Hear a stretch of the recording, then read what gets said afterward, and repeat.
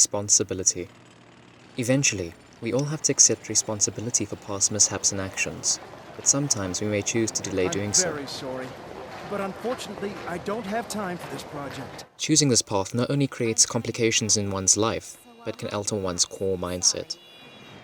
Just as we can't escape having to eventually accept responsibility, we similarly cannot escape reality, facts that Paranoia Agent presents quite well.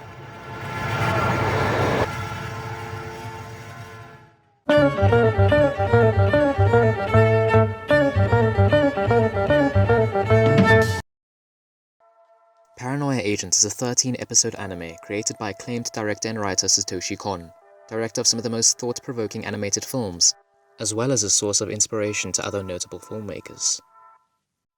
The story follows a plethora of characters, but the catalyst for this tale is Tsukiko Sagi, a character designer whose recent design, Maromi, garnered major attention and praise from the general public. In addition to being under pressure from her firm to come up with a follow-up design, she is scorned within the workplace for her success. On her way back home from a particularly stressful day, she's struck with a baseball bat by a young kid wearing inline skates and a baseball cap. The two detectives who are assigned onto her case initially assume she's made the story up, but after reports come through that other people are being struck by the same individual, the case becomes an increasingly high-profile one. Sagi receives an overwhelming amount of support from people asking for her speedy recovery, but she also receives quite a bit of hate mail, questioning whether or not she was really attacked. Feeling completely overwhelmed, a plush toy of Maromi springs to life and reassures her to block out these voices of hate and criticism. Meanwhile, the two detectives attempt to try and find clues to arrest the assailant, who the public dubs or Little Slugger in the anime's English dub. As the series progresses, an influx of people are attacked by Little Slugger and eventually begin to die by his hand. While the detective thriller story forms the basis of the plot, the real story of Paranoia Agent is in fact an ongoing tale. All you have to do is look around you. Confusion is something you'll likely experience while watching this anime. Not only will you perhaps question how it progresses from episode to episode, but you will definitely question the cohesiveness of the plot. Until it hits you. Paranoia Agent does an excellent job denoting the stress that daily life can bring, and how it affects different people differently. It peers into the lives of various people and provides insight into their lives as well as how stress and their actions affect them, those around them, and vice versa. It explores the internal conflicts we may sometimes go through as people, and how complicated life can be at times due to external and internal factors. It is also a mishmash of different scenarios and experimental storytelling. This is partially because while producing some of his previous films, Kon had developed a wealth of ideas he thought were great, but weren't significant enough to fit into their respected feature films. Essentially, Paranoia Agent was a way for him to explore these ideas in a semi-self-contained, yet interconnected manner that made each episode a fresh experience.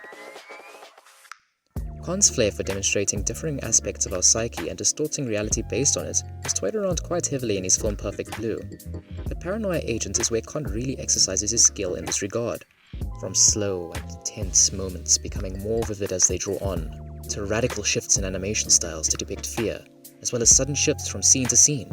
The show is ripe with creativity and quality.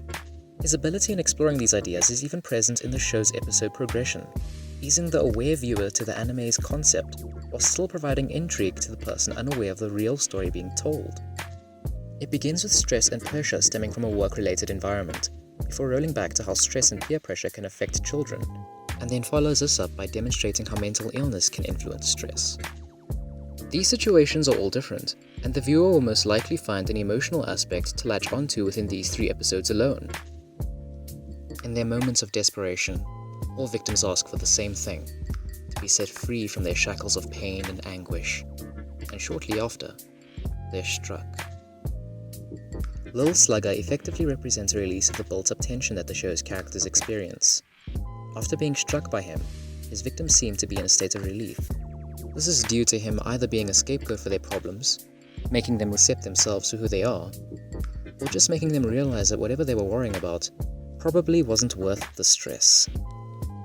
However, things take a far steeper turn when you realize that sometimes there isn't a simple solution to your problems, as immense stress and anguish tends to make one reconsider their place in this world. Escapism is something we all pursue from time to time, but it's something the show heeds us from falling back onto, as it could sometimes hinder us from achieving greater things, or prevents us from escaping the pit of despair we may have fallen into. This is explored in part through Meromi, who serves as Sagi's surrogate conscience. Meromi constantly assures Sagi that she should stay resolute and dismiss criticism, and encourages her to avoid thinking about her problems, instead of confronting them. Forget about things that happened a long time ago. As Meromi's popularity grows, she becomes a distraction that the general public adores, and this serves to distract Sagi. Meanwhile, everyone escapes their problems by manifesting them in a character that has become the ultimate distraction from their problems.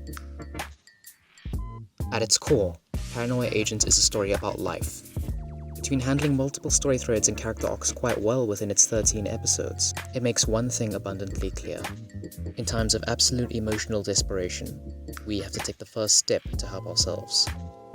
We may sometimes need a push from external forces to help reflect on our own problems and how to solve them, but whether or not you choose to do so, life goes on, with or without you.